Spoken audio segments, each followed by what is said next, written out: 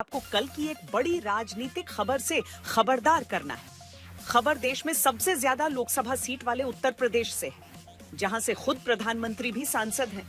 उस उत्तर प्रदेश में कल तय हो जाना है कि बीजेपी का अध्यक्ष कौन होगा। दिल्ली से लखनऊ तक हलचल है, कई नामों की चर्चा है।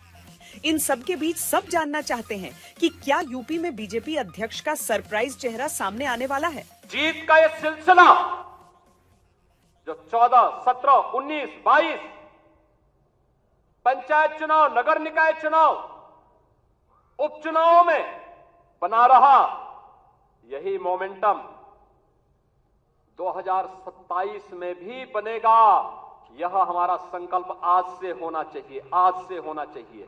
याद रखना, प्रदेश के यशस्वी मुख्यमंत्री आदरणीय योगी आदित्यनाथ जी 2027 के लिए जिस मोमेंटम की चाह उत्तर प्रदेश के मुख्यमंत्री योगी आदित्यनाथ लगातार रखते आए हैं, उस मोमेंटम में 2027 में योगी आदित्यनाथ के साथ राज्य में बीजेपी के कप्तान के तौर पर कौन होगा?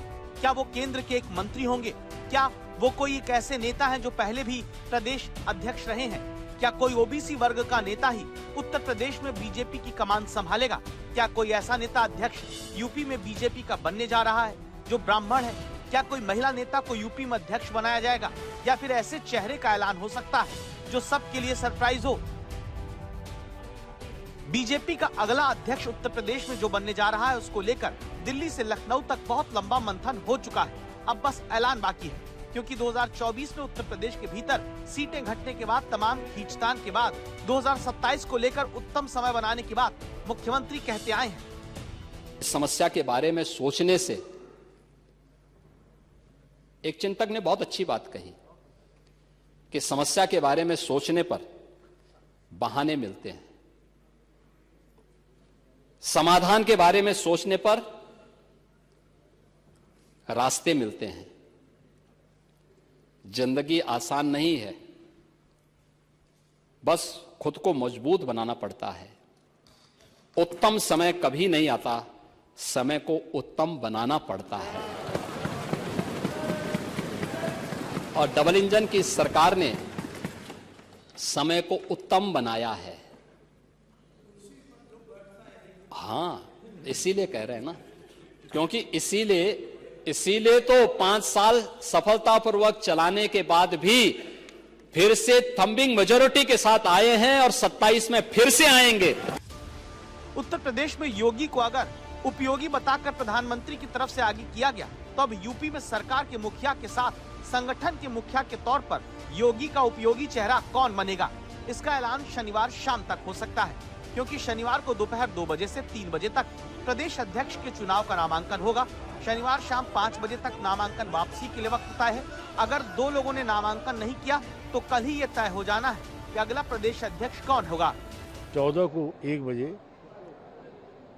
प्रदेश अध्यक्ष और राष्ट्रीय परिषद के चुनाव के लिए केंद्रीय चुनाव अधिकारी, केंद्रीय वाणिज्य मंत्री श्री पीयूष गोयल जी हैं, उनके आगमन पर 1 बजे इन चुनाव परिणामों की घोषणा होगी। कोई भी कार्यकर्ता इन चुनावों में नीचे से लेकर ऊपर तक सहभागी होता है। कार्यकर्ता आधारित पार्टी का यही विशेष गुण है, यह पारिवारिक पार्टी नहीं है। उत्तर प्रदेश का बीजेपी का अध्यक्ष कौन होगा, ये फाइनल हो चुका है। दिल्ली में ही प्रधानमंत्री ने कई बड़े नेताओं के साथ मुलाकात की है। संगठन महामंत्री से लेकर राष्ट्रीय अध्यक्ष तक कई दौर की मुलाकात सांसदों से लेकर प्रदेश अध्यक्ष और संगठन मंत्रियों तक से हो चुकी है। इसका ऐलान कल तब हो सकता है जब नॉमिनेशन हो। अगर दूसरा नॉमिनेशन नहीं हुआ तो कल इस बात का खुलासा हो जाएगा कि कौन उत्तर प्रदेश का नया बीजेपी का प्रमुख होने जा रहा है। लेकिन प्रधानमंत्री ने एक बात कही सांसदों के साथ मीटिंग में कि आप बस काम करते रहिए, आपका ये मजदूर पीछे खड़ा है। यानी कि अब सबको झोंकने की तैयारी दिख रही है। 2027 में बीजेपी का प्रदेश अध्यक्ष कौन होगा, ये उतना ही मायने रखेगा, क्योंकि पीएम खुद कह रहे हैं कि वो पीछे खड़े हैं। फिलहाल उत्तर प्रदेश में किसे अध्यक्ष चुना जा सकता है, इसके लिए 6 चेहरे की चर्चा चल रही है।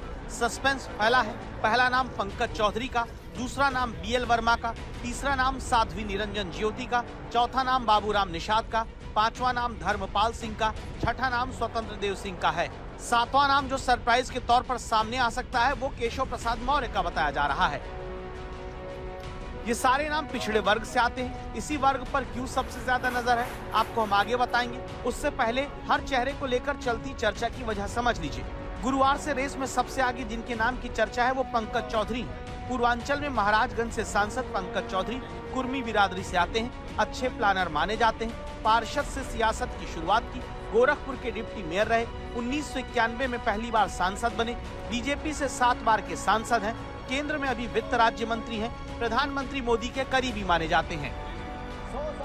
पंकज चौधरी के नाम की चर्चा पर तो सदन में खड़े होकर कांग्रेस सांसद दीपेंद्र हुड्डा ने बधाई तक दे डाली है। जो पंकज चौधरी जी आपके एमओएस यहाँ पे उपस्थित हैं, उन द्वारा राज्यसभा में एक उत्तर दिया गया है, उनको बधाई भी देते हैं। उनका अच्छा आपकी पार्टी में पदोन्नति होने जा रही है।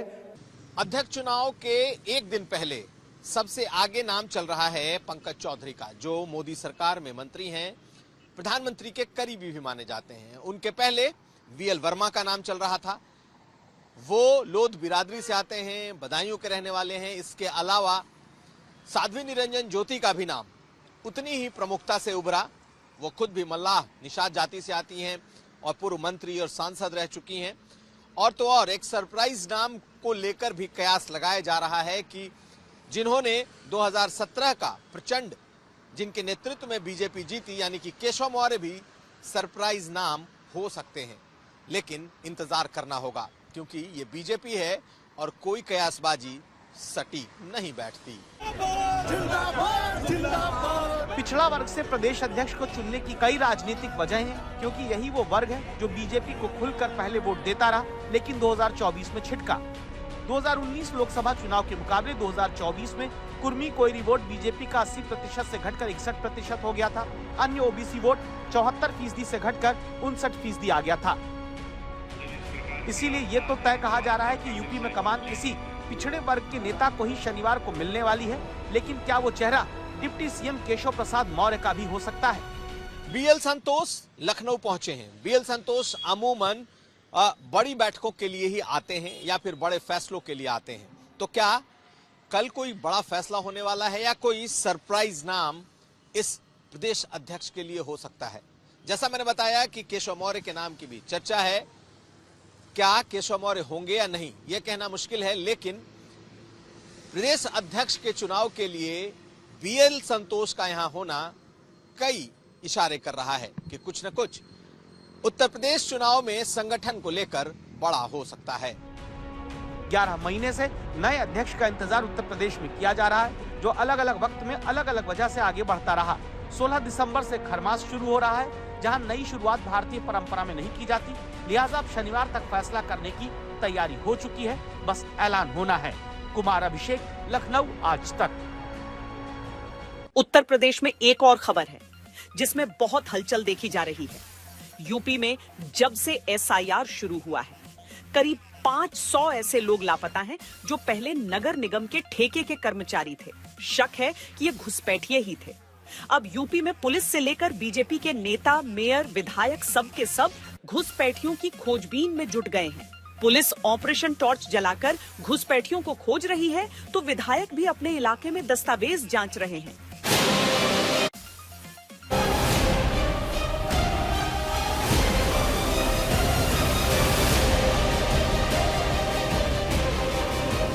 विपक्ष कहां अभी चुनाव आयोग के एसआईआर पर ही पीछे पड़ा है और यूपी की सियासत वोटर रिवीजन से कहीं आगे घुसपैठियों की शिनाख्त से लेकर धरपकड़ तक चल रही है। पहले तो बीजेपी को उम्मीद थी कि चुनाव आयोग एसआईआर करेगा तो सारे घुसपैठिए पकड़ लिए जाएंगे, लेकिन बिहार में एसआईआर हुआ तो घुसपैठियों को पकड़े जाने का कोई आंकड़ा नहीं आया। पश्चिम बंगाल में मिलने की उम्मीद कम दिख रही है। हालांकि पश्चिम बंगाल में बॉर्डर पर बहुत सारे बांग्लादेशी नागरिक वापस बांग्लादेश जाते मिल रहे हैं। तो उत्तर प्रदेश में मुख्यमंत्री योगी आदित्यनाथ के निर्देश पर लगातार घुसपैठियों की धरपकड़ जारी हो चुकी है। सीएम योगी ने पार्टी और सरकारी अमले को ही नहीं, जनता को भी घुसपैठिया पकड़ो अभियान में शामिल होने की अपील कर दी। जब से मुख्यमंत्री ने चिट्ठी लिखी, तब से जनता की चौकसी का आलम यह है कि बांग्लादेश की महिला रीना बेगम ने 6 साल पहले सऊदी अरब में अमरोहा के राशिद से निकाह कर लिया। इस साल अक्टूबर में नेपाल के रास्ते भारत आई। इस खुशी में उसने बस में बैठे बैठे एक वीडियो बनाया और बाय बाय बांग्लादेश लिख दिया। पड़ोसी चौकन्ने थे, पुलिस को खबर कर दी। अब वो बांग्लादेशी महिला पकड़ ली गई, राशिद पर भी मुकदमा हो गया।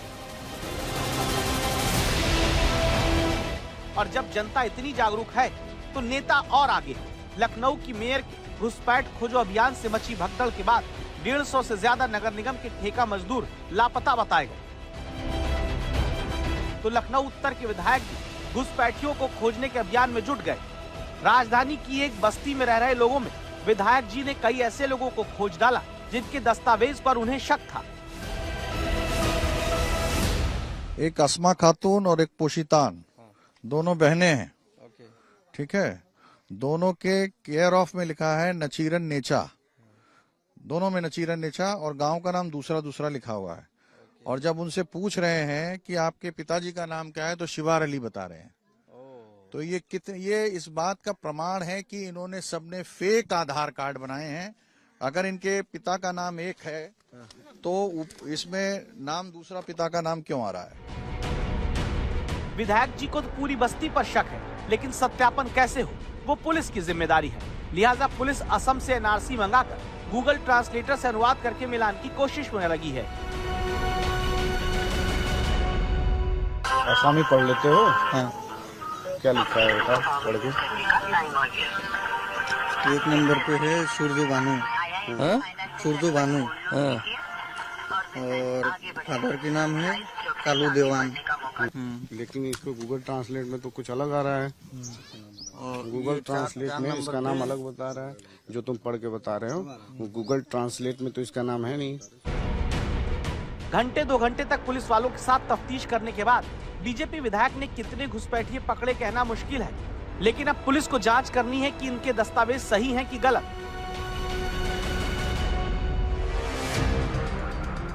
वैसे उत्तर प्रदेश में घुसपैठियों की जोर शोर से तलाश के पीछे एसआईआर से निकलकर आ रहे आंकड़े भी हो सकते हैं, क्योंकि 10 दिसंबर तक उत्तर प्रदेश में 15,44,30,092 मतदाताओं में से 99.24% वोटर लिस्ट डिजिटाइज्ड हो चुकी थी। लेकिन बांटे गए कुल फॉर्म में 80.85% ही फॉर्म वापस आ पाए थे, जिनमें 76% फॉर्म की मैपिंग भी हो गई थी।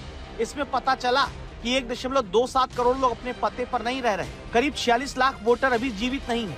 23,69,000 वोटर 2 पते पर पाए गए और 84 लाख वोटर ऐसे हैं जिनका कुछ पता नहीं चल पा रहा। इस तरह कुल 2.91 करोड़ फॉर्म ऐसे थे जिनके लौटने का इंतजार चुनाव आयोग को है। अब आपको खाकी के एक नायक और 6 खलनायक से खबरदार करते हैं, जहां 2 राज्यों से 2 घटनाओं से जुड़ी खबर आई है। एक राज्य है उत्तर प्रदेश, जहां झांसी रेंज के आईजी ने फरियादी के हक में अपने थानेदार को फटकार लगाकर उसे सबक सिखाया है। वहीं दूसरी तरफ मध्य प्रदेश की खबर है, जहां आदर्श थाना जिसे कहा गया, वहीं के पुलिस वाले बेगुनाह को फंसाते पकड़े गए हैं। मध्य प्रदेश के मंदसौर से आई ये खबर बताती है कि सिस्टम में किस तरह से चंद पुलिस वाले अपना ईमान बेचकर निर्दोष को फंसाने का चक्रव्यूह रच देते हैं। 28 नवंबर को मध्य प्रदेश के DGP Kailash Makwana social media पर पोस्ट डालते हैं। मंदसौर के मल्हारगढ़ थाने को देश के टॉप 10 थानों में 9वीं रैंक मिलने पर बधाई देते हैं और इसे मध्य प्रदेश के लिए गर्व का विषय कहते हैं। लेकिन जो थाना देश में टॉप 10 में होने का इनाम पाता है, वो इस बात की गारंटी नहीं दे पाता कि उसी थाने के चंद पुलिस वाले किसी निर्दोष को अपराधी बनाने का खुद अपराध नहीं करेंगे। इसीलिए खाकी पहनकर खुद अपराध करने वालों से आज खबरदार करती खबर देखिए। ये सिर्फ एक खबर नहीं, हकीकत है उस सिस्टम की जहां कानून की रखवाली के नाम पर तमगा लेने वाले थाने के पुलिस वालों ने एक निर्दोष को अपराध के दलदल में धक्का देकर खुद वाहवाही लूटी। पुलिस वाले जिस युवा को हाथ पकड़कर थाने में ला रहे हैं, ये सोहन लाल है, 12वीं फर्स्ट क्लास पास करने वाला एक निर्दोष युवा, जिसे मंदसौर के मल्हारगढ़ थाने के कुछ पुलिस वालों ने एनडीपीएस के मामले में झूठा आरोप बढ़कर पकड़ा,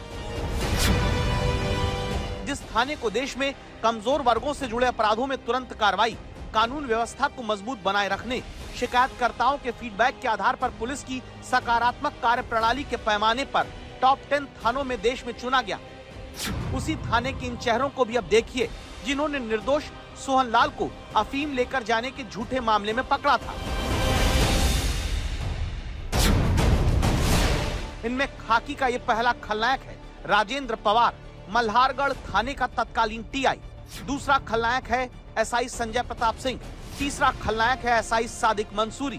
बाकी इस तस्वीर में 3 और पुलिस वाले हैं। इनके चेहरे की मुस्कान पर गौर करिए। ये 3 और खाकी वाले खलनायक हैं कांस्टेबल नरेंद्र, कांस्टेबल जितेंद्र और कांस्टेबल दिलीप, जिन्होंने 29 अगस्त को 18 साल के सोहनलाल पर 2 किलो 714 ग्राम अफीम रखने का केस दर्ज किया। और खाकी पहनकर न्याय दिलाने की बात करने वाले पुलिस वालों ने सोहनलाल को मल्हारगढ़ के शमशान घाट के सामने से शाम 5 बजे गिरफ्तार करना बताया। लेकिन जब पीड़ित परिवार ने खुद तफ्तीश की तब ये सीसीटीवी वीडियो सामने आता है। ये उस बस का सीसीटीवी वीडियो है जिसमें 29 अगस्त को सोहनलाल सफर कर रहा था और तभी बिना वर्दी पहने 3-4 लोग चढ़ते हैं और सोहनलाल को पकड़ ले जाते हैं। इसी सबूत को लेकर परिवार हाईकोर्ट गया। सोहनलाल को बस से उतारते हुए सुबह 11:29 का समय सबूत के तौर पर पेश किया। पुलिस की बताई जगह और बस में लगे सीसीटीवी की लोकेशन में करीब 35 किलोमीटर की दूरी दिखी। इसके बाद कोर्ट ने पुलिस को फटकार लगाई, सोहनलाल को जमानत दे दी। हमने वीडियो लेकर हमारे वकील साहब से बात करके मैंने और वकील साहब ने पूरी मेहनत करके इंदौर हाईकोर्ट में वीडियो पेश किया। इस वीडियो के माध्यम से हमारे को जमानत मिली और कोर्ट ने कड़ी टिप्पणी करते हुए कहा कि इसमें पूरा मल्हारगढ़ थाना लिप्त है। कोर्ट ने एसपी को पेश होने की बात कही।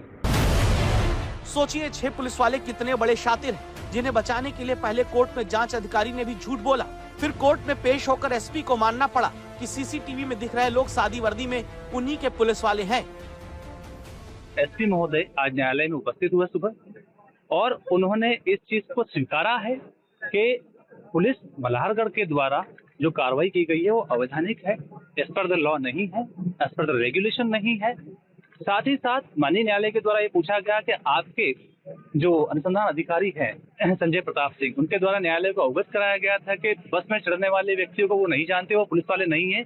जिस पर एसपी महोदय ने एडमिट किया है कि वो बस में चढ़ने वाले व्यक्ति पुलिस वाले ही थे और मल्हारगढ़ पुलिस के ही कांस्टेबल थे। जिस पर से एसपी महोदय के द्वारा इनिशियली एक्शन लेते हुए डिपार्टमेंटल इंक्वायरी के आदेश दिए जा चुके हैं। करीब 6 लोगों को सस्पेंड किए जाने की सूचना माननीय न्यायालय को एसपी महोदय ने दी है। सोचिए आप, अगर जिस बस से ये खाकी पहने जनता के दुश्मन निर्दोष को फंसाने के लिए ले जाते हैं, अगर वहाँ ये सीसीटीवी कैमरा ना होता तो क्या सोहनलाल अपनी बेगुनाही साबित कर पाता? आज तक खबरदार करके ये मांग रखता है कि जांच के बाद इन आरोपी पुलिस वालों को जेल भेजा जाए। जो कुछ निर्दोष सोहनलाल को भुगतना पड़ा उसकी भरपाई कोई नहीं कर सकता, लेकिन सोहनलाल की मानसिक क्षति का मुआवजा दिया जाए और जांच की जाए कि मध्य प्रदेश में इसी तरह कितने थाने चल रहे हैं जहां बेगुनाह फंसाए जा रहे हैं। कुछ दिन पहले ही देश के टॉप 10 थानों में जगह पाने वाला मल्हारगढ़ थाना अब पुलिस की एक गलत कार्रवाई की वजह से खुद कटघरे में खड़ा है। कोर्ट में पुलिस की दलीलों में इतनी खामियां पाई गई कि खुद जज भी हैरान हो गए। इस मामले में मल्हारगढ़ थाने के 6 पुलिसकर्मी अब तक सस्पेंड कर दिए गए हैं और इनके खिलाफ विभागीय जांच भी शुरू हो गई है। लेकिन सवाल उठ रहा है कि क्या मंदसौर जिले में अपराध की रोकथाम का यही अवार्ड विनिंग फॉर्मूला है? मंदसौर से अजय के साथ अवीशपाल सिंह, भोपाल, आज तक। हर जगह पुलिस वाले खलनायक ही नहीं हैं, कई जगह पर खाकी के नायक भी हैं। जैसे झांसी की खबर आई है, जहां एक पुलिस वाला जब पीड़ित को दौड़ाता रहा तो झांसी के आईजी ने खबरदार कर दिया, फोन लगाकर फटकार लगाई, पुलिस के तौर पर ड्यूटी याद दिलाई। ये कैसे पॉसिबल है कि यहाँ पे एसएसपी आवास पे, यहाँ पे जो है एसएसपी ऑफिस में 700 किलोमीटर आ चुकी है और 700 किलोमीटर जा चुकी है, पर आपके यहाँ पे थाने पे नहीं आई है? ये कैसे पॉसिबल है भाई साहब? इसी पे आपको सस्पेंड कर देना चाहिए। अब तो देखोगे ही तुम, अब कॉल किया हूं मैं तो अब तो देखोगे ही तुम। ये 7 बार आ चुके हैं भाई ककरवई जैसी जगह से, और आप लोग जो है देखने को तैयार नहीं हो। प्रॉब्लम क्या है? बकरी खेत में बकरी चल रही है और जो है मेड जो है उसकी तोड़ दी है।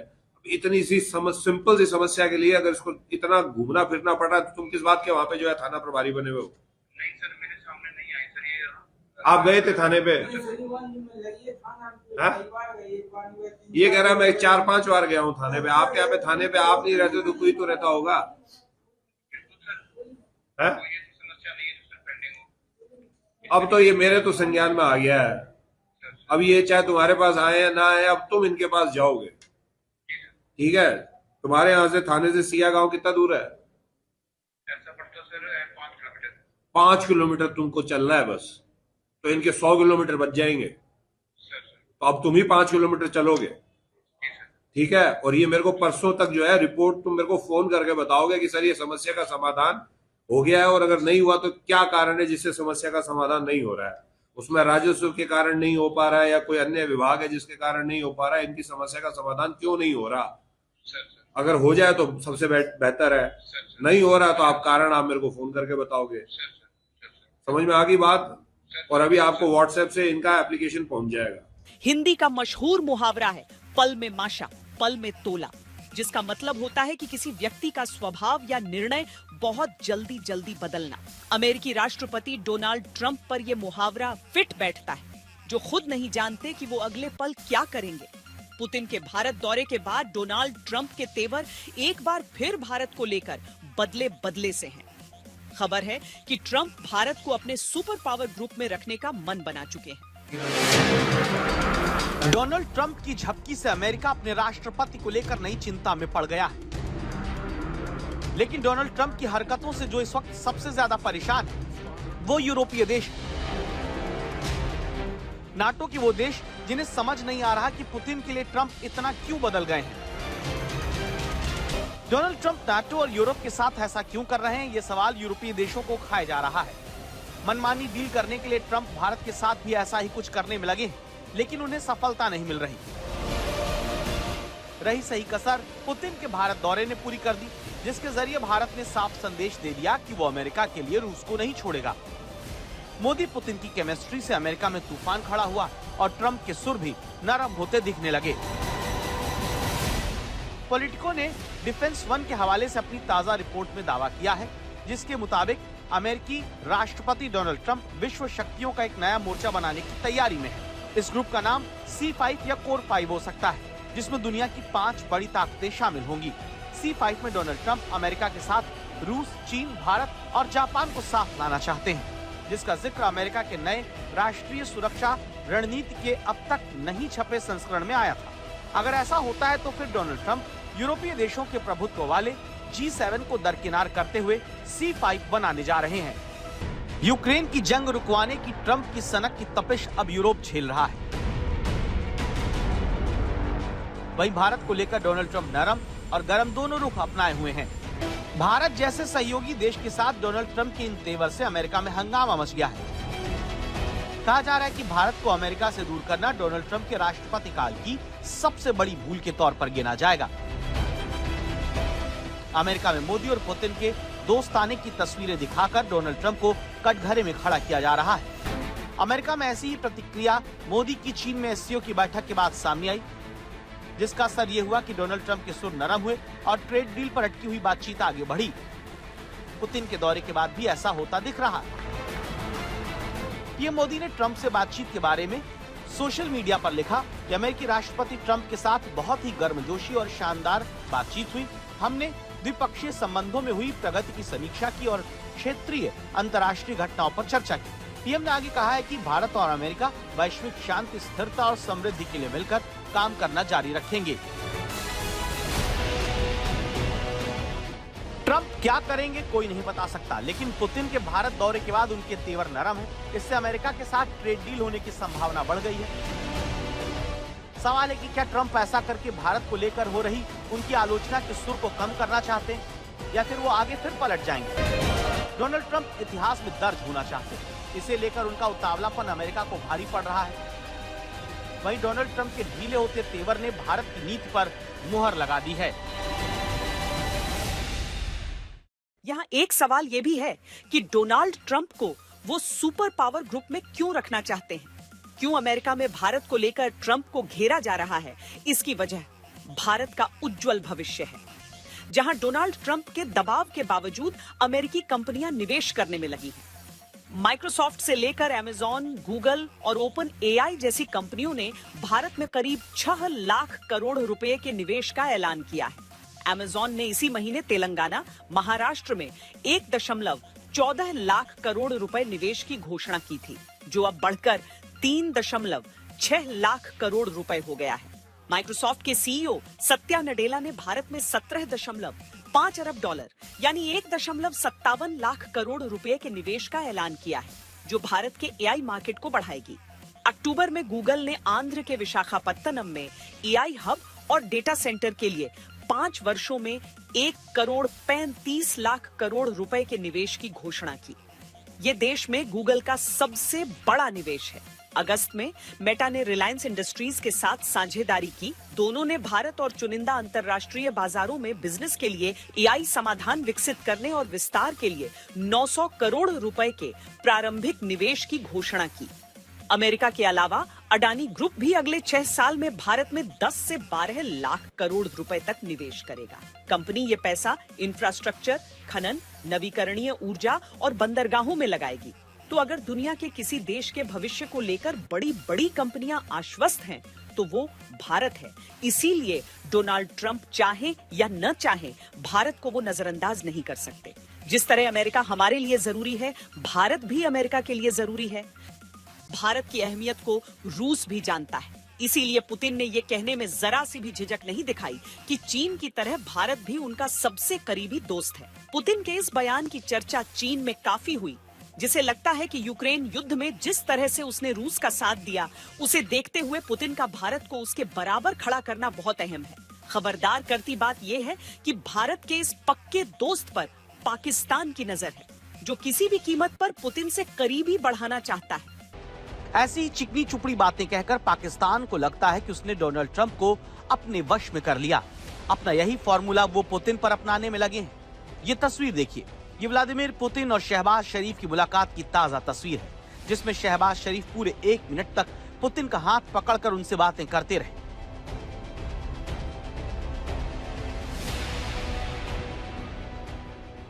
अब सवाल है कि क्या भारत के सबसे पक्के दोस्त पर पाकिस्तान की नजर है? क्या पाकिस्तान की कोशिश रूस से संबंध सुधारकर भारत को झटका देने की है? क्या पाकिस्तान के इस काम में तुर्की के राष्ट्रपति एर्दोगन उनका साथ दे रहे हैं, जिस मुलाकात में उनके साथ रहे? सबसे पहले ये जानिए कि पुतिन और शहबाज शरीफ कहां मिले। तो ये जगह है तुर्कमेनिस्तान का अशगाबाद, जहां पुतिन और Shehbaz Sharif international peace and trust forum में हिस्सा लेने पहुंचे। पुतिन के साथ तुर्की के राष्ट्रपति और पाकिस्तान के प्रधानमंत्री के बीच मुलाकात की ये तस्वीर इसलिए भी ध्यान खींच रही है क्योंकि पुतिन ने हाल ही में भारत का दौरा किया है, जहां पर भारत में उनका भव्य स्वागत किया गया। भारत और रूस दोनों ने आतंकवाद को लेकर साफ साफ पाकिस्तान को संदेश दिया। पहलगाम में हुआ आतंकी हमला हो या क्रोकस सिटी हॉल पर किया गया कायरतापूर्ण आघात, इन सभी घटनाओं की जड़ एक ही है। भारत का अटल विश्वास है कि आतंकवाद मानवता के मूल्यों पर सीधा प्रहार है और इसके विरुद्ध वैश्विक एकता ही हमारी सबसे बड़ी ताकत है। रूस भारत का सबसे विश्वस्त सहयोगी है। यही वजह है कि शहबाज शरीफ के साथ पुतिन की मुलाकात की हर तस्वीर पर सवाल उठता है कि क्या ये किसी नए तालमेल का संकेत है। इस सवाल की वजह पाकिस्तान के रूस से रिश्ते सुधारने को लेकर पहल है। चीन में हुए एससीओ समिट के दौरान पुतिन से मुलाकात के लिए शहबाज शरीफ को मचलते सभी ने देखा किस तरह से पुतिन ने शहबाज शरीफ को बहुत ज्यादा भाव नहीं दिया, वो उन्हें अनदेखा करके आगे निकल गए। भारत में पुतिन से शहबाज के हाथ मिलाने की ललक काफी चर्चा का विषय बनी, लेकिन इन सब के बावजूद पुतिन से शहबाज शरीफ मुलाकात करने में कामयाब रहे। शहबाज ने तो खुलेआम यहां तक कह दिया कि भारत के साथ रूस के रिश्तों का इतिहास देखने के बावजूद वो रूस के करीब आना चाहते हैं। रूस से करीबी बढ़ाने के लिए पाकिस्तान अपने 2 दोस्तों का सहारा ले रहा है जो रूस के करीबी हैं। चीन और तुर्की दोनों के रिश्ते रूस से बहुत अच्छे हैं। चीन पर रूस की बढ़ती निर्भरता भारत के लिए किसी बड़े खतरे की घंटी से कम नहीं। इसीलिए पाकिस्तान को लगता है कि वो चीन और तुर्की का सहारा लेकर रूस को अपने करीब खिसकाने में कामयाबी पा सकता है। इसीलिए उसकी तरफ से लगातार पुतिन से करीबी बढ़ाने की कोशिश हो रही है। द एक्सप्रेस ट्रिब्यून की रिपोर्ट के मुताबिक पाकिस्तान में रूस के राजदूत अल्बर्ट पी खोरेव ने रूस और पाकिस्तान के रिश्ते पर कहा है कि कारोबार और ऊर्जा मामलों में दोनों मुल्क आगे बढ़ने में कामयाब रहे हैं। पाकिस्तान और रूस ने पाकिस्तान स्टील मिल्स को फिर से शुरू करने के लिए समझौते पर दस्तखत किए हैं। हम पीएसएम को फिर से शुरू करने के लिए प्रतिबद्ध हैं। खोरेव ने बताया कि रूस वेस्टर्न पेमेंट नेटवर्क पर निर्भरता कम करने के लिए पाकिस्तान के साथ दूसरे बैंकिंग चैनल खोज रहा है। ऐसा जरूरी है क्योंकि दोनों देशों को लंबे समय से पेमेंट में दिक्कतें आ रही हैं। ऐसे में पाकिस्तान और रूस पेमेंट की मुश्किल को दूर करने के लिए रोड मैप पर काम कर रहे हैं। तो पाकिस्तान की तरफ से लगातार रूस से करीबी बढ़ाने की कोशिश हो रही है। शहबाज शरीफ हर मंच पर पुतिन से मुलाकात करने की कोशिश में लगे हैं। अब ये तस्वीर देखिए किस तरह से पुतिन की तरफ से शहबाज शरीफ की अनदेखी की गई। शहबाज शरीफ पुतिन से नजरें मिलाने की फिराक में दिखे। पुतिन को भी शहबाज की मुस्कुराहट का जवाब देना पड़ा, लेकिन इसके आगे कोई बातचीत नहीं हुई। इसी सम्मेलन में जब शहबाज को मौका मिला तो उन्होंने जबरन पुतिन का हाथ पकड़े रखा और इस तरह हाव भाव दिए मानो दोनों में बहुत करीबी दोस्ती हो। कहीं न कहीं ये कोशिश पाकिस्तान की जनता को ये दिखाने की ललक से जुड़ी है कि पाकिस्तान की स्वीकार्यता दुनिया में बढ़ रही है। लेकिन रूस भारत को किसी भी तरह से नाराज नहीं करना चाहेगा, क्योंकि रूस जानता है न तो भारत जैसा उसका कोई पुराना दोस्त है और न ही इतना बड़ा बाजार। पाकिस्तान किस हद तक रूस की गुड बुक्स में आना चाहता है, उसे साबित करने वाली तस्वीर अब आपको दिखाते हैं। तुर्कमेनिस्तान में पाकिस्तान के प्रधानमंत्री शहबाज शरीफ की बड़ी बेइज्जती हो गई। रशिया टुडे के मुताबिक शहबाज शरीफ पुतिन से मुलाकात के इंतजार में 40 मिनट तक बैठे रहे, फिर भी पुतिन मिलने नहीं आए। शहबाज उठकर पुतिन और अर्दोआन की बैठक के बीच में पहुंच गए, लेकिन वहां भी उन्हें तवज्जो नहीं मिली। तो 10 मिनट बाद वहां से भी उल्टे पैर लौट आए। देश के सबसे अग्रणी मीडिया समूह इंडिया टुडे ग्रुप के बेमिसाल 50 साल पूरे होने पर आज मुंबई के नेशनल स्टॉक एक्सचेंज में सेरेमोनियल बेल रिंगिंग कार्यक्रम का आयोजन हुआ। ये सेरेमनी 2 ऐसे संस्थानों को एक साथ लाई जिन्होंने भारत को बनाया। इंडिया टुडे ग्रुप ने देश के सफर को दिखाया तो स्टॉक एक्सचेंज मार्केट ने देश की आर्थिक ताकत को रफ्तार दी। इस खास मौके पर इंडिया टुडे ग्रुप के चेयरमैन और editor in chief Arun Puri और वाइस चेयरपर्सन कली पुरी मौजूद थीं। साथ में एनएसई के मैनेजिंग डायरेक्टर और सीईओ आशीष कुमार चौहान और इंडिया टुडे ग्रुप के सीईओ दिनेश भाटिया भी इन खास पलों के गवाह बने। एनएसई बेल रिंगिंग सिर्फ एक परंपरा नहीं है, बल्कि भरोसा है जो दिखाता है कि भारत की वित्तीय कहानी किस मोड़ से गुजरी और कहां तक पहुंची। इंडिया टुडे ग्रुप अपनी विश्वसनीयता, हिम्मत और नई सोच के 5 दशकों का जश्न मना रहा है।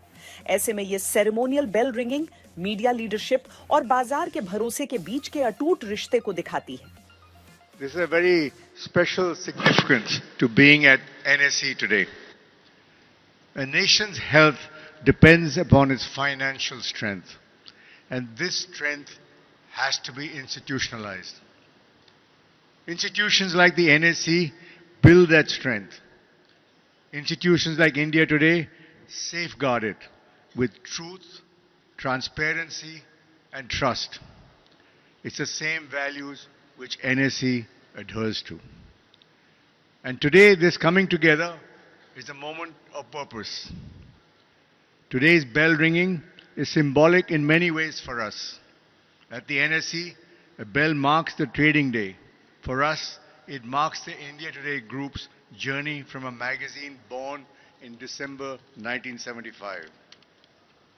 From that very first edition, our mission was clear: to hold up a mirror to the nation, to pursue truth with courage, and to document India as it was, as it is, and as it aspires to be. 50 years later, that mission has not endured, but it has thrived.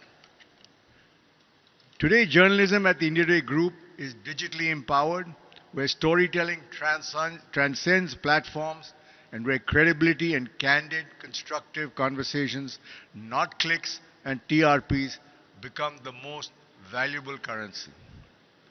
We carry forward the same promise that defined us in 1975, to always ask the difficult questions, to always stand tall in the face of power, to always serve the people of India with integrity and courage. Thank you to our readers, our viewers, and the extraordinary teams who pour their passion into this institution every single day. To all of you, I offer my deepest gratitude. Thank you, NSE, for this honor. Thank you, India, for 50 remarkable years. The bell we ring today is for the next chapter for India and for India today. Institutions like the NSE power the nation's economic growth. Journalism powers a nation's conscience. Thank you.